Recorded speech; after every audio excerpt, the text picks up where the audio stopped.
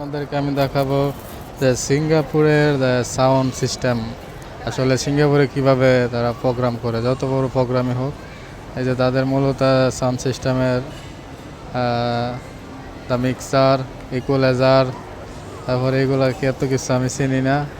তারপরে একটা মনিটর দিচ্ছে, যত বড় প্রোগ্রামই হোক না কেন, মানে সেট আপ এই সিস্টেমই থাকে। আর লাইনের ব্যবহার খুবই কম।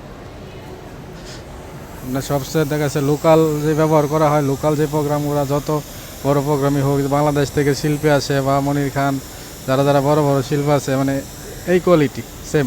আমি সিঙ্গাপুরের লাইফে আমি কোনোদিন ডাবল স্পিকার দেখি নাই যে ডাবল স্পিকার ব্যবহার করছে। এরকম কোনো প্রোগ্রাম আমি আজ পর্যন্ত ডাবল স্পিকার আমি সিঙ্গাপুরে দেখিই নাই।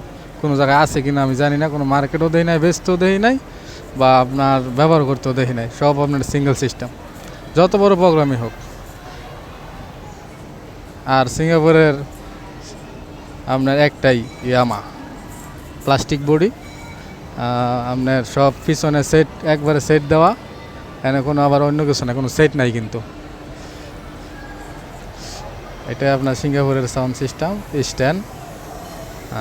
এই সিস্টেম, এই কোয়ালিটি, যত বড় প্রোগ্রাম হোক, হয়তো আর প্রোগ্রাম বড় হবে, আপনার স্পিকার বাড়বো, বড় জোর 6টা স্পিকার এনাফ।